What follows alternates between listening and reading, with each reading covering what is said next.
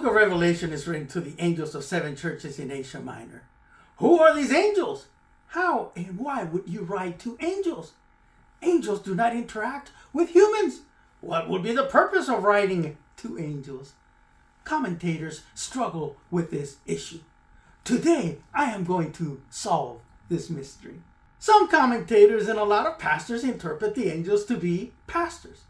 They say that the Greek word for angels, angelos, means messenger, and so this is referring to the leader of each church. Some argue that John the Baptist was referred to as an angelos in the New Testament. The passage is found in Luke 7:27, where Jesus is quoting from Malachi, and it says, "Behold, I send my messenger before your face, who will prepare your way before you." All this is true. However, there is another side. The word angelos is used 186 times in the New Testament.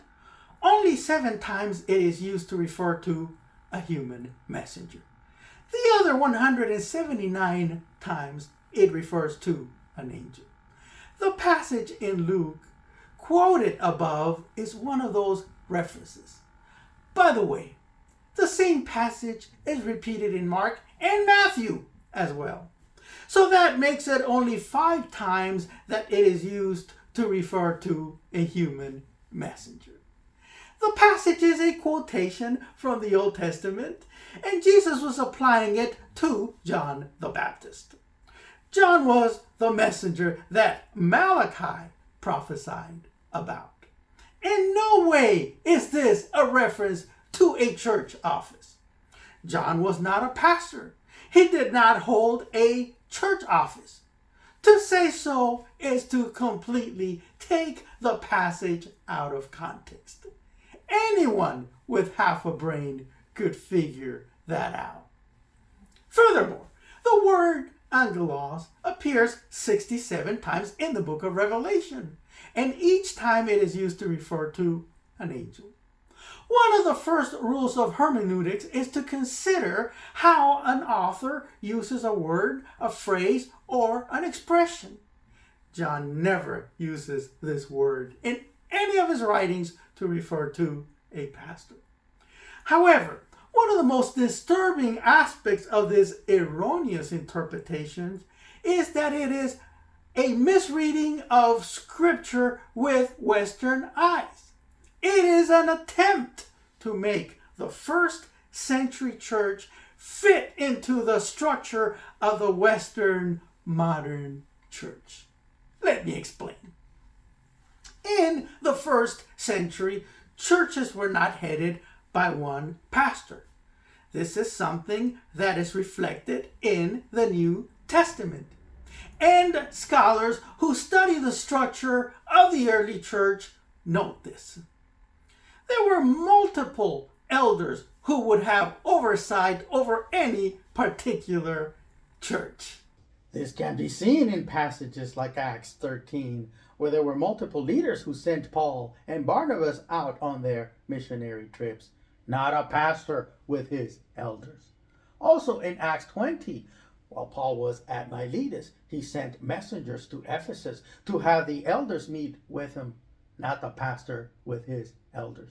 When Peter wrote his epistle, he did not write to a particular pastor who ruled over the congregation. Peter says, "So I exhort the elders among you as a fellow elder, shepherd the flock of God that is among you, exercising oversight not under compulsion, but willingly, as God would have you, not for shameful gain, but eagerly, not domineering over those in your charge, but being examples to the flock." In fact, not one single epistle in the New Testament is addressed to a pastor. They were always addressed to the congregation. If churches were ruled by a pastor, then logically, the epistles of Paul would have been addressed to a pastor. He would have written to the pastor at Corinth and said, "Hey fellow, straighten out your congregation," right? Some pastors say that Timothy was a pastor, and that 1st and 2nd Timothy were written to him while he was pastoring a church. But this is not the case. The churches were overseen by a plurality of elders. The book of Acts and the epistles reveal that Paul used his close associates and disciples, such as Timothy, to travel from church to church, reinforcing the apostolic message. Remember, this is a time before they had a New Testament. These associates served as representatives of the apostles. This was Timothy's function. There were no pastors ruling the congregations. Once again, this is a case of misreading scripture with Western eyes. So, who are the angels of Revelation? The passage reads, As for the mystery of the 7 stars that you saw in my right hand, and the 7 golden lampstands, the 7 stars are the 7 angels of the 7 churches, and the 7 lampstands are the 7 churches. I know some pastors want to be stars, but the 7 stars are angels. You get it? So, the question is, are they real angels? I say it is a reference to angels, but they are not necessarily angels assigned to each church. Again, let me explain. There are 7 angels who pour out the 7 bowls with the wrath of God. Are there really 7 angels with 7 bowls of wrath? Are they going around carrying the wrath of God? Oop, don't dump any. Huh? Are there really 7 angels with 7 trumpets? Who can't wait to blow that trumpet so judgments can fall? Come on, folks. Let's get serious here. We have to expand our view of the spiritual world and of God. These are symbolic representations of greater realities.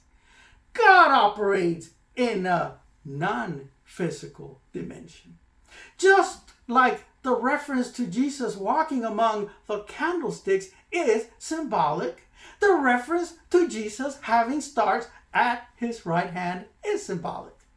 The passage is simply saying that Jesus is omniscient and omnipresent, and that he commands all the heavenly hosts.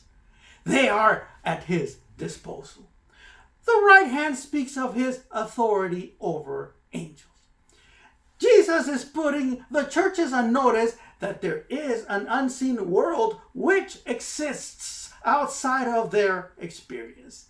He is aware of what goes on in their world.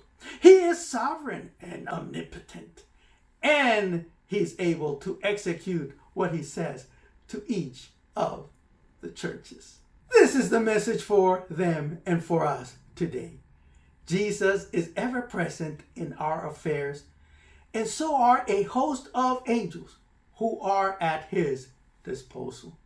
We need to be aware of this fact, and if we truly believe this, we will live accordingly. Thank you for watching. Please give us a like and subscribe to our channel. Until next time, remember to live above the rest, to live the supernal life.